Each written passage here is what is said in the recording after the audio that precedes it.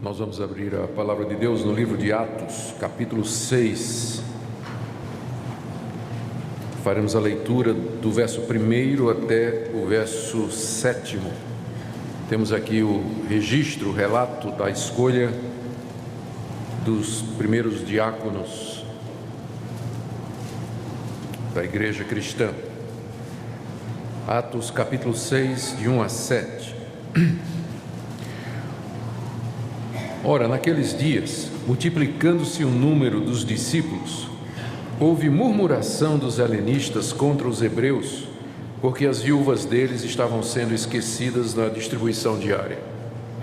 Então os 12 convocaram a comunidade dos discípulos e disseram: não é razoável que nós abandonemos a palavra de Deus para servir às mesas. Mas, irmãos, escolhei dentre vós 7 homens de boa reputação, cheios do espírito e de sabedoria, aos quais encarregaremos deste serviço. Quanto a nós, nos consagraremos à oração e ao ministério da palavra. O parecer agradou a toda a comunidade, e elegeram Estevão, homem cheio de fé e do Espírito Santo, Filipe, Prócoro, Nicanor, Timão, Pármenas e Nicolau, prosélito de Antioquia. Apresentaram-nos perante os apóstolos, e estes, orando, lhes impuseram as mãos. Crescia a palavra de Deus, e em Jerusalém se multiplicava o número dos discípulos, e também muitíssimos sacerdotes obedeciam à fé. Até aqui a leitura da palavra de Deus. Vamos orar mais uma vez, pedindo a iluminação do Senhor para a compreensão da sua palavra. Nosso Deus, a igreja foi instituída por Ti, e é por Tua palavra e pela Tua revelação que ela se guia, que ela se organiza. Dá-nos entendimento naquilo que revelastes, a Tua vontade para o seu funcionamento, de que a exposição, Senhor, destas palavras nessa noite, nos dê orientação segura com relação aos rumos da igreja, que sirva de alento para aqueles que têm sido escolhidos e irão ser escolhidos pela igreja para o serviço, e que em tudo, ó Deus, a Tua glória seja mostrada e revelada, no andar tranquilo, seguro, firme e frutífero da igreja. Ouve a nossa oração em nome de Jesus. Amém. Meus irmãos, em breve na nossa igreja nós teremos o privilégio de eleger líderes. Nós vamos eleger presbíteros e diáconos que vão assumir funções que estão relacionadas com o andamento da igreja. Eu sei que para algumas pessoas, especialmente nos dias de hoje, isso pode ser ou pode parecer um assunto completamente irrelevante. Eu digo isso porque no Brasil cresce um movimento chamado dos desigrejados. Os desigrejados, precisamos entender bem, eles se dividem em várias categorias. Tem aqueles que simplesmente se desiludiram com a igreja que frequentavam, com razão ou sem razão, e resolveram ser crente em casa. Não querem saber de igreja. Tiveram decepção, para eles toda igreja é igual, é um ajuntamento humano, cheio de defeitos, cheio de falha, não quer ir mais para a igreja, resolve ser crente em casa. Acha que pode ser crente em casa sem a comunhão dos irmãos, sem participação na ceia do Senhor, sem ser instruído na palavra, sem ser disciplinado, sem ser supervisionado espiritualmente. Então, tem gente que entende que pode ser cristão assim, e a gente chama de desigrejado. Não no sentido pejorativo, mas indicando a opção que ele tomou errada, no nosso ver. Há um tipo de desigrejado que não somente faz isso, mas ele ataca a instituição. Ele diz que a igreja, de fato, é uma instituição humana, que ela se burocratizou, e às vezes eles não estão errados. Às vezes a gente deixa a estrutura da igreja tomar conta ou predominar sobre os interesses reais da igreja, e quando isso acontece estamos errados, precisamos corrigir.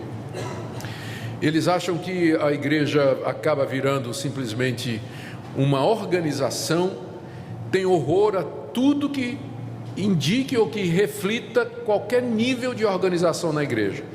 Eles, ao contrário dos que se isolam, eles costumam se encontrar, mas assim, completamente à vontade, informalmente, não é? Não tem liderança, não tem disciplina, não tem um mínimo de organização, e quando houve por exemplo, que eu vou falar hoje à noite sobre a eleição de diáconos, acham que isso pertence ao lado mal da igreja, ao lado organizacional, que isso não deveria ter nada a ver, que Jesus não fundou religião, basta Jesus e a Bíblia, amar ao próximo e fazer o bem e pronto. Gente, o que a Bíblia tem a dizer sobre liderança supera às vezes temas que a gente considera mais importantes do que isso. No Antigo Testamento, a quantidade de vezes que o povo de Deus se desviou porque profetas, sacerdotes e reis e juízes se tornaram corruptos, deixaram de cumprir o seu dever, de fazer o seu chamado, de executar o seu chamado, é muito grande. Lê a história do povo de Deus no Antigo Testamento, o cuidado de Deus, quando foi no Antigo Testamento dizer a Moisés que tipo de gente tinha que ser escolhida para poder orientar o povo, guiar o povo. O livro de Juízes, que é um livro que retrata um dos piores períodos da história do povo de Deus no Antigo Testamento, tem um refrão que diz assim: naquele tempo não tinha juiz na terra, cada um fazia o que achava bem aos seus próprios olhos. É isso que os desigrejados querem. Não quer liderança, não quer orientação, não quer autoridade espiritual sobre sua vida. Cada um quer fazer o que acha bom aos seus próprios olhos. Mas quando a gente lê a Bíblia, tanto o Antigo quanto o Novo Testamento, nós vamos ver que Deus, Ele é um Deus de ordem, e que ao criar a raça humana e ao estruturá-la em sociedade, Ele estabeleceu governos. Tem o governo civil, tem o governo na família e tem o governo na igreja. Porque é assim que Deus nos fez, é assim que Deus nos estruturou. E isso reflete o próprio ser de Deus. O próprio ser de Deus. Portanto, um assunto como esse, a escolha de líderes para a igreja, ele é tão importante como qualquer outro assunto que a Bíblia nos fala e que tem a ver com a vida cristã e com a organização da igreja. É por isso que na Constituição da Igreja Presbiteriana está dito que quando houver eleição para oficiais, presbíteros e diáconos, e então o pastor deve pregar sobre o assunto. Então é isso que eu estou fazendo aqui hoje, né? Cumprindo a Constituição da igreja. Tenho que pregar sobre isso, e prego com muita alegria, porque eu sei da sabedoria desse conselho. A igreja precisa estar preparada para exercer a sua função, escolher a sua própria liderança. De vez em quando alguém manda um e-mail, ou enfim, conversa comigo pelo Facebook e faz muita crítica à igreja. Ele diz assim: mas nós temos um monte de presbítero na igreja que não faz nada, uns diáconos inoperantes. Eu geralmente respondo assim: mas quem é que escolheu? Foram vocês que escolheram. Eles não foram lá por conta deles, eles não se autodeclararam presbíteros e diáconos. Teve uma assembleia, o nome deles foi indicado e vocês votaram e escolheram. Depois vão chorar as pitangas, né, como a gente diz aí. Mas se elegeram errado, então. Por isso que o assunto é importante. Por isso que nós devemos ouvir o que a palavra de Deus diz a respeito da liderança e de que maneira ela deve ser colocada ali e para quê. E eu creio que aqui nessa passagem nós temos princípios, embora esteja se referindo aos diáconos, mas os princípios eles valem também para qualquer que vai ocupar uma posição de serviço na igreja. Vamos então examinar o texto, queridos, e ver o que é que nós podemos aprender aqui, o que é que o nosso Deus nos diz a respeito dessa função tão importante que é a função dos diáconos. Para começar, a palavra diácono não aparece aqui. É verdade, se você procurar aqui, a palavra diácono não está aqui. Todavia, a ideia de serviço e de um grupo que se dedica ao serviço está aqui. O verbo servir, que é o verbo de onde vem a palavra diácono, ele aparece no verso 2. Então os 12 convocaram a multidão de discípulos e disseram: não é razoável que nós abandonemos a palavra de Deus para servir as mesas. O verbo servir aqui é o verbo de onde vem a palavra diácono. O diácono é alguém que serve, é a mesma palavra no grego, para diácono e para servir, é a mesma coisa. O diácono é alguém que serve. Então aparece aqui, e aparece também aqui no verso 1.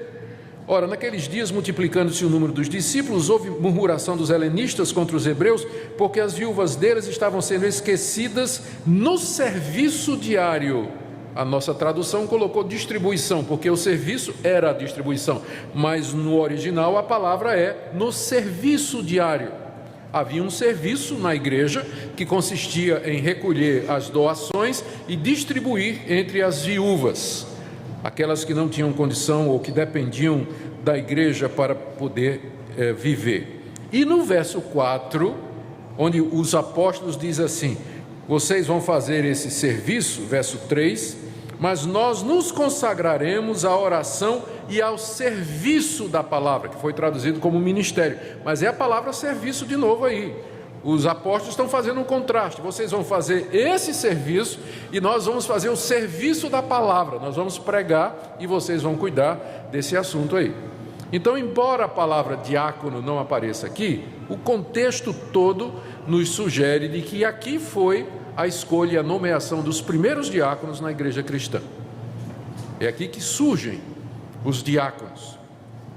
É aqui que eles aparecem dentro da igreja e na história. A razão pela qual os diáconos surgiram está aí no verso 1. Diz que houve uma murmuração. E se a gente acha que... Tem gente que olha para a igreja antiga, lá do livro de Atos dos Apóstolos, e diz assim: aquela que era a igreja ideal. 12 apóstolos, cheio de sinal e prodígio, lá em Jerusalém, era céu na terra. Dá uma olhada direito no livro de Atos. O pessoal lá murmurava também. Vocês pensam que é só vocês que murmuram? Eles também murmuravam. Sempre tem gente para quem tem alguma coisa que não está boa.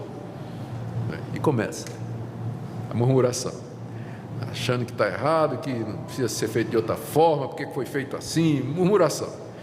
E quem sabe até a murmuração a gente não pode simplesmente descartar sem ver se não tem razão, porque às vezes o murmurador é alguém muito, né, que ele consegue ver alguma coisa, só vê o que é ruim, mas vê. Então é bom a gente dar uma olhada na murmuração, porque às vezes ela faz sentido. E aqui parece que os murmuradores tinham acertado, né? Havia um esquecimento na distribuição diária que prejudicava as viúvas dos hebreus, aliás, viúva dos helenistas. Deixa eu explicar. Nós estamos aqui há poucos meses do dia de Pentecostes. No dia de Pentecostes havia 120 irmãos, os 12 e mais uma congregação de 120. Depois do sermão de Pedro, aquele número cresceu para mais de 3.000. Pedro pregou um sermão, 3.000 se converteram. Hoje a gente prega 3.000 sermão para um se converter. Alguma coisa está errada na igreja. Nós precisamos ver isso, né? Mas o primeiro sermão de Pedro trouxe 3.000 novos membros para a igreja. Que bênção! Mas pensa no problema. Pensa no problema. Era em Jerusalém. A maioria desse pessoal era peregrino, que tinha vindo para a festa de Pentecostes, uma das 3 grandes festas dos judeus. Eles moravam em outras partes do Império Romano. A relação deles está aí no início do capítulo 2. São mais de 10 nações representadas ali, mais do que isso. E eles descobrem que Jesus é o Messias. E quem quer voltar para casa? Encontramos o Messias esperado. E o povo dele está em Jerusalém. E esse pessoal resolveu ficar. E quem é que vai pagar a conta? 3.000 novos convertidos. Imagina uma peregrinação para Goiânia, o pessoal de toda parte do Brasil. 3.000 se convertem e resolvem ficar aqui na igreja. Que bênção. Sim, mas esse pessoal tem que comer, né? O pessoal tem que comer, tem que beber, tem que dormir, tem que... Como é que faz? E é por isso que teve aquele episódio, vocês lembram, inclusive de Ananias e Safira, porque houve um apelo dos apóstolos para que os irmãos colaborassem. Teve gente que vendeu terreno, gente que vendeu chácara, gente que vendeu propriedade, gente que saiu vendendo para ajudar aquela situação. E quem é que estava administrando tudo? Não tinha diácono na época. Quem que estava administrando? Os apóstolos. E aí a carga sobre eles cresceu, porque além de pregar em todo lugar, atender os novos convertidos, organizar a igreja, resolver os problemas da expansão, período de perseguição, logo no capítulo 3 já vem a primeira perseguição, capítulo 4 vem outra perseguição. Então no meio daquilo tudo, ainda tem a questão social da igreja, de ajudar os necessitados. E os apóstolos, naturalmente, apesar de todo o esforço, eram 12, para uma igreja gigantesca, o que é que aconteceu? Começou a vazar, né? Não dava mais para eles fazerem, não dava conta, era muita coisa. E o que é que aconteceu? As viúvas que tinham se convertido e que estavam lá e que eram dos helenistas, que eram os judeus que moravam na Grécia, Hélade, é o nome em grego, a região toda que não era judeia era chamada, era Hélade, isso da perspectiva do judeu, por isso helenista.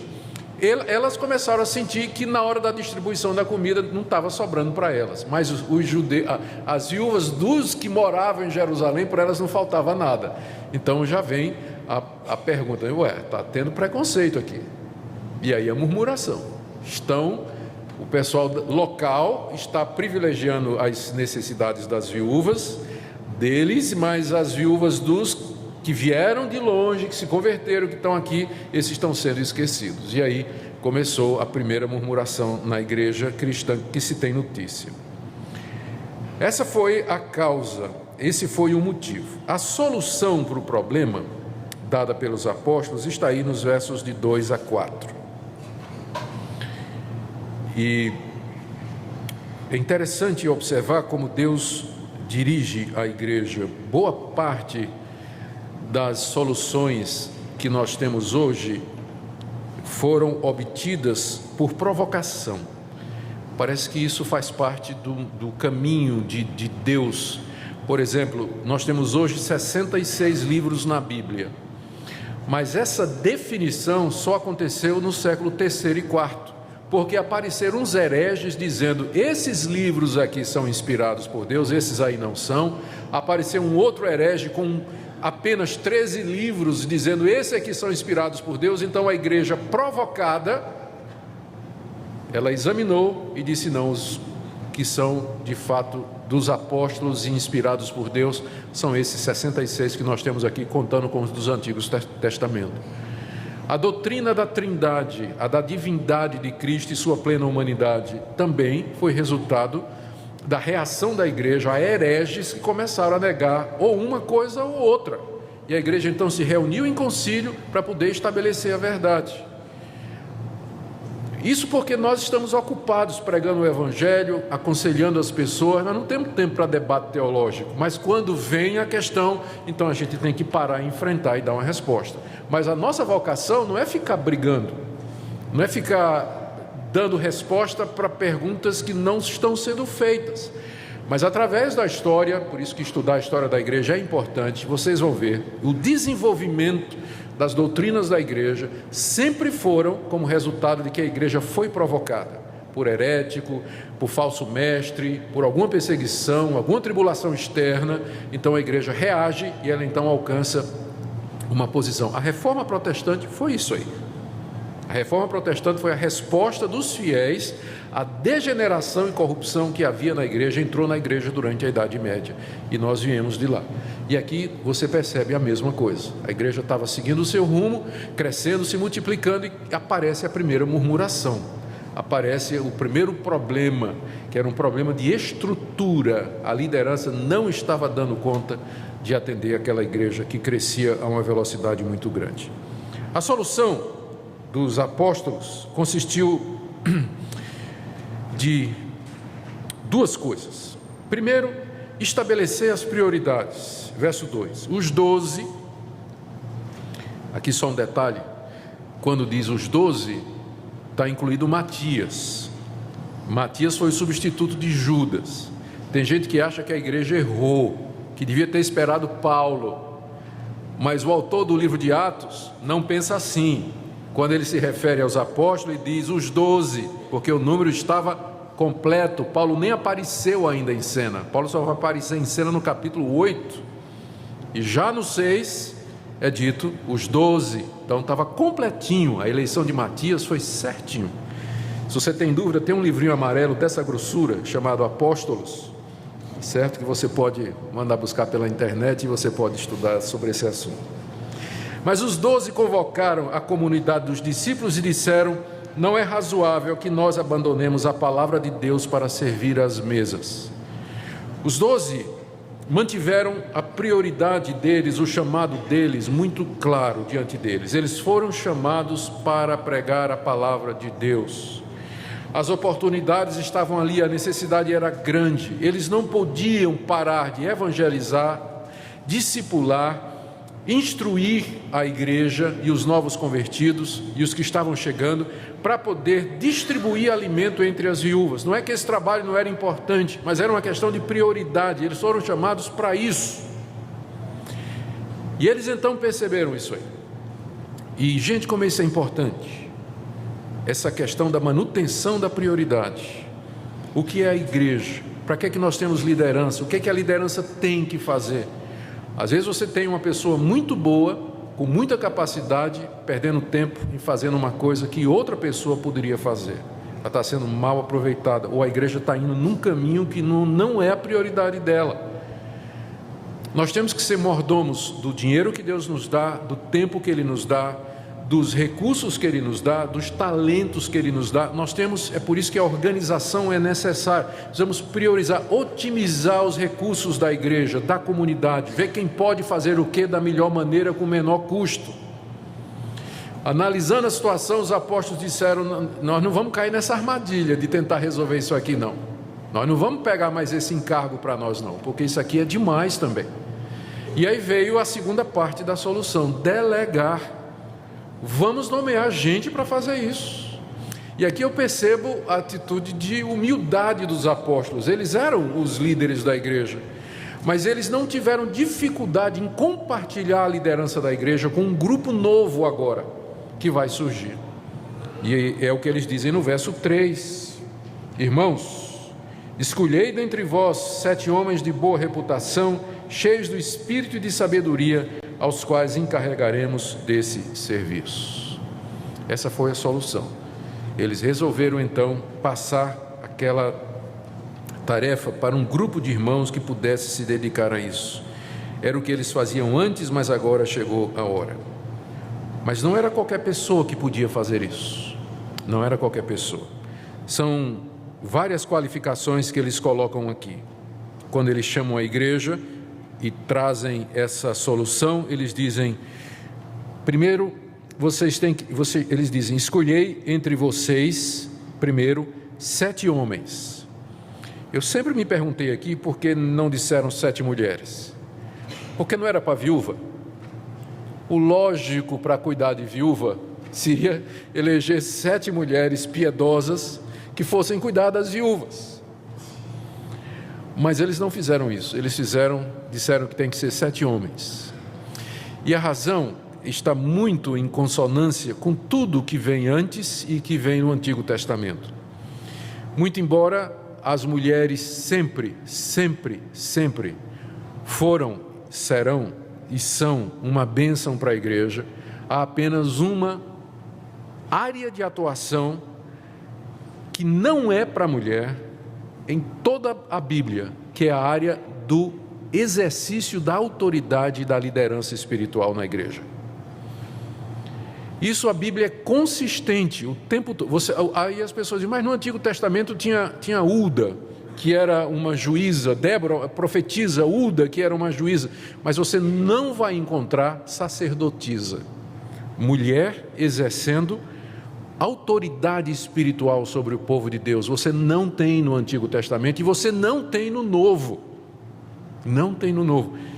E a razão para isso não é um menosprezo ou uma inferiorização da mulher. Se você olhar o final do livro por exemplo, da carta de Paulo aos Romanos, ele menciona pelo menos 10 mulheres que o acompanharam nos trabalhos, abriram suas casas, foram que ele chama uma lá de Febe, de a sua mãe e protetora do apóstolo Paulo. Pense numa mulher poderosa, né?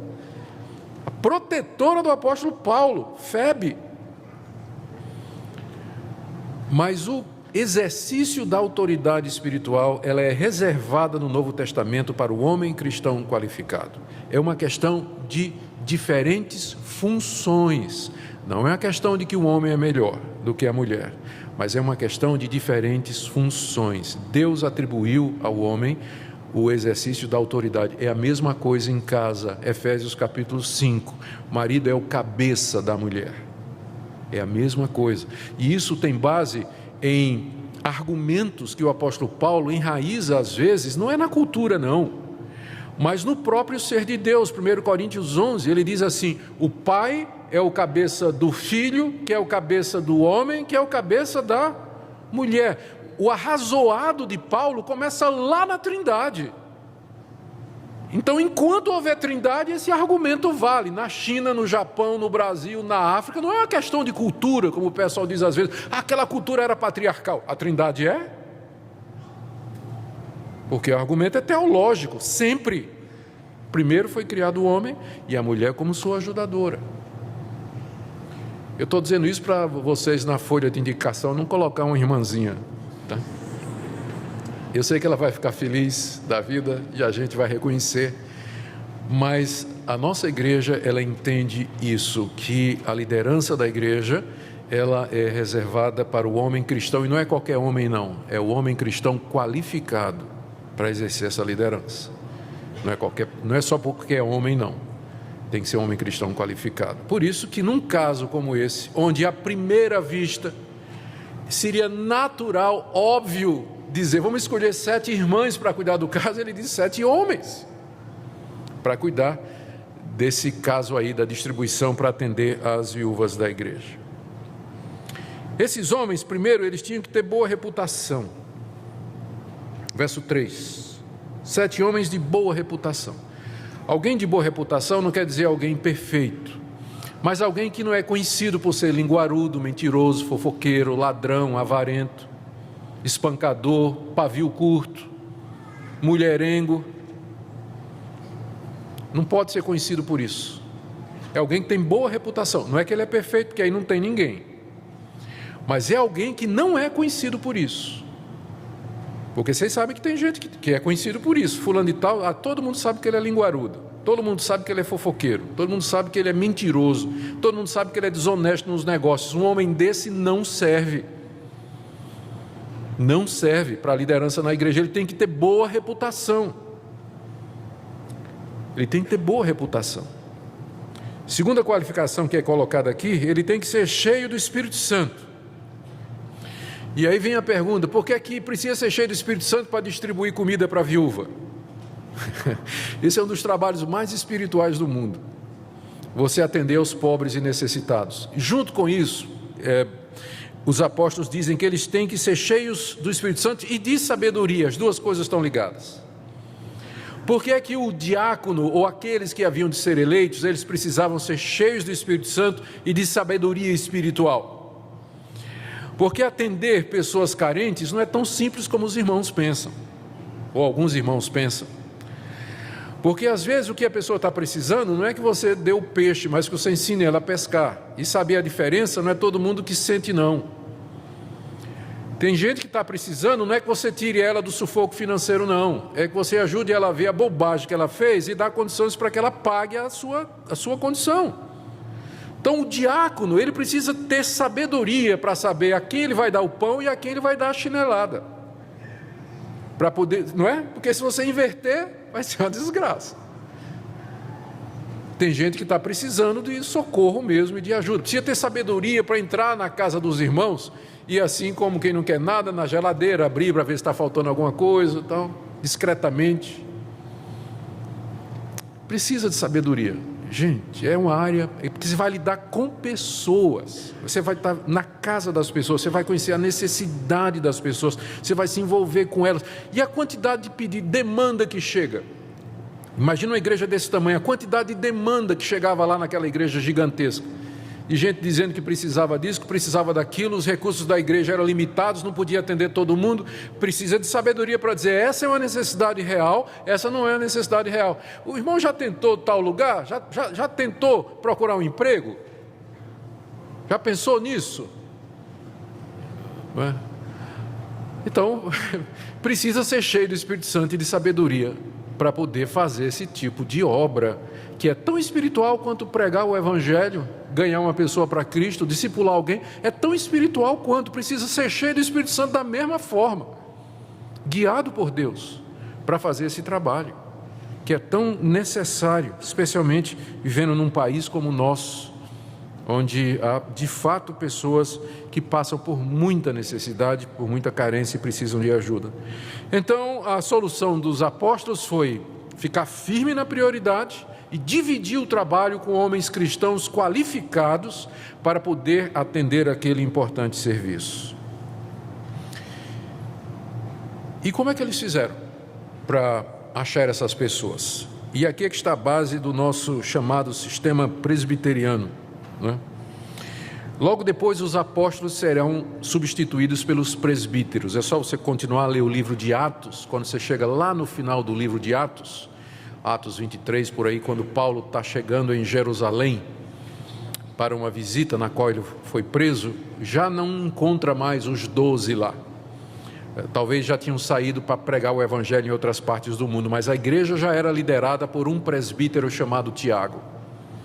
E diz lá que ele se reuniu com os presbíteros. Lentamente, os apóstolos foram sendo substituídos pelos presbíteros, que são os sucessores naturais dos apóstolos. É por isso que nós não temos apóstolos hoje. Eles não foram substituídos à medida que morriam por outros apóstolos, mas por presbíteros, que edificavam sobre o trabalho dos apóstolos. Os apóstolos, então, mais tarde os presbíteros, eles orientaram a comunidade. Eles disseram o que é que devia ser feito, mas a escolha eles deixaram para a igreja. Eles deram os parâmetros, precisamos de homens que tenham essas qualificações para fazer esse serviço, mas quem vai escolher são vocês. A comunidade é que vai escolher. Então, esse sistema de que a escolha de líderes é feita pela comunidade sob a orientação da sua liderança apostólica, que hoje são os presbíteros, é um modelo que a igreja presbiteriana e as igrejas reformadas no mundo todo adotam. E depois, aquelas pessoas eleitas, elas serão representantes do povo naquilo que a gente chama de democracia representativa, que é o sistema presbiteriano ou o sistema reformado de governo. A orientação foi dos apóstolos, mas a escolha então foi feita pelos presbíteros. Está aí no verso 5. O parecer agradou a toda a comunidade e elegeram Estevão, homem cheio de fé e do Espírito Santo, Felipe, Prócoro, Nicanor, Timão, Pármenas e Nicolau, prosélito de Antioquia. Note, há um detalhe aqui, alguns detalhes aqui que precisam ser observados. O primeiro é que o primeiro da lista é um homem chamado Estevão, de quem é dito que ele era cheio de fé e do Espírito Santo. Não é que os outros não eram, mas é que a partir do capítulo 7, aliás, já agora, não, agora mesmo no capítulo 6, já em seguida, Estevão vai ser o protagonista da primeira perseguição do primeiro martírio acontecido na igreja. Ele vai ser o primeiro mártir cristão, apedrejado por pregar a palavra de Deus, e era um diácono. Não é interessante isso? O fato de que eles foram escolhidos para servir às mesas não quer dizer que eles estavam isentos de pregar a palavra. Estevão era um grande evangelista, um pregador da palavra de Deus. É destacado aqui que ele era cheio de fé e do Espírito Santo. O que salta aos olhos aqui é que todos estes nomes, são 7 nomes, são nomes gregos. Provavelmente nenhum deles era judeu dali de Jerusalém, mas helenista. E a queixa foi exatamente da parte dos helenistas. É como se a igreja dissesse assim, para provar que nós não estamos fazendo, é como se os apóstolos dissessem, a igreja, aliás, dissesse, para mostrar que nós não estamos sendo preconceituosos, nós vamos eleger 7 helenistas. Não são os helenistas que estão se queixando, que estão sendo deixados de lado? Vamos escolher 7 helenistas para cuidar da distribuição. E aí cala a boca de todo mundo. Ninguém mais pode reclamar. Se tivesse reclamação agora, ia dizer, vocês elegeram 7 helenistas, não é? Como é que vocês agora estão reclamando que os helenistas estão sendo esquecidos? São 7 os encarregados disso aí. Sabe a decisão da igreja, resolveu o problema. Tanto é que o verso 7 dá o resultado ou o efeito. Eu vou chegar lá. Antes disso, eu quero dizer o término da eleição. Verso 6, apresentaram-nos perante os apóstolos e estes, orando, lhes impuseram as mãos. É aqui a base que nós temos para a ordenação. Houve um momento de escolha da parte da igreja.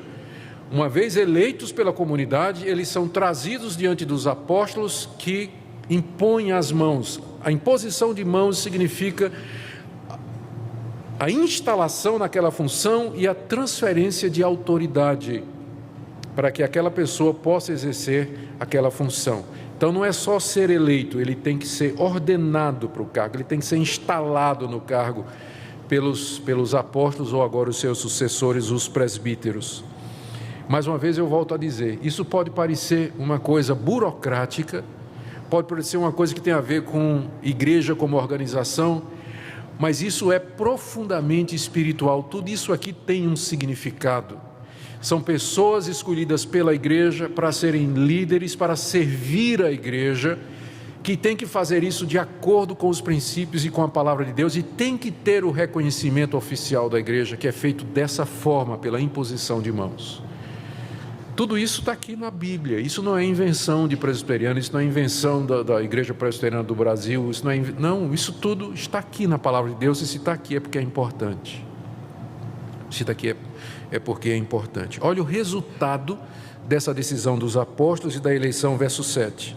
Crescia a palavra de Deus, e em Jerusalém se multiplicava o número dos discípulos, e também muitíssimos sacerdotes obedeciam à fé.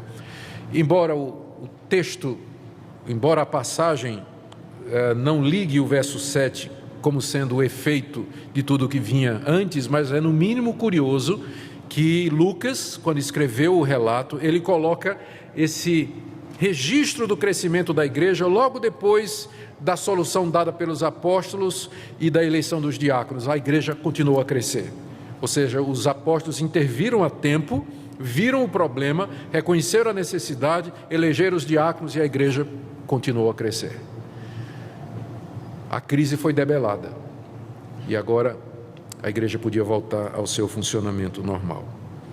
Gente, eu quero concluir essa palavra aqui com algumas aplicações para nós. Primeira, mais uma vez, a necessidade de nós obedecermos o que a palavra de Deus nos diz. Eu sou contra, acho que é pernicioso nós deixarmos há elementos da igreja como organismo, como organização, que são pertinentes à sociedade humana. Nós temos CPF, nós temos prédio, nós usamos de construção, nós pagamos impostos, alguns não é, porque a igreja é isenta de vários. Então tem muita coisa na igreja em que ela funciona como um clube, por exemplo, ou uma ONG, ou alguma outra instituição.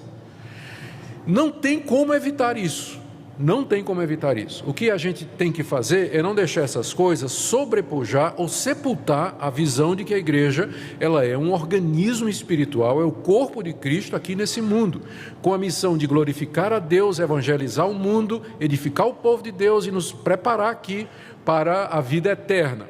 Nós não podemos deixar esse lado da igreja sobrepujar esse outro, mas também nós não podemos ignorá-lo. Nós precisamos de determinadas providências que têm a ver com a existência e o funcionamento da igreja. Segunda coisa, a liderança é extremamente importante. Por isso eu vou pedir para você, não indique ninguém só porque é seu parente. Não faça isso. Só porque é seu parente. Não. Não indique ninguém só porque é seu amigo. É muito sério o que é que nós estamos tratando aqui, gente.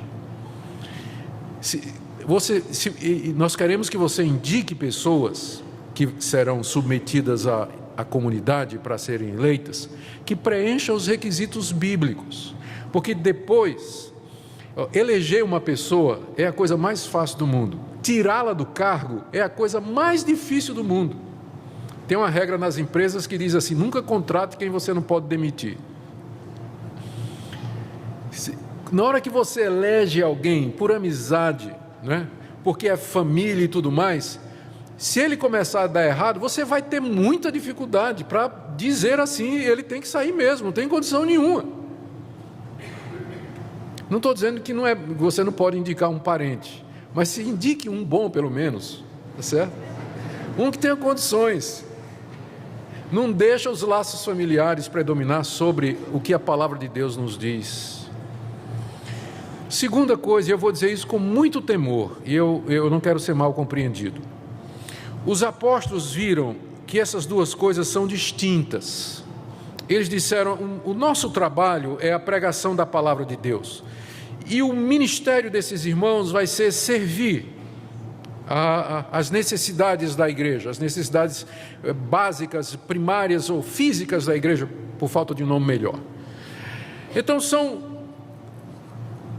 talvez a pessoa que você está pensando em indicar não seria um bom diácono, mas quem sabe um bom presbítero.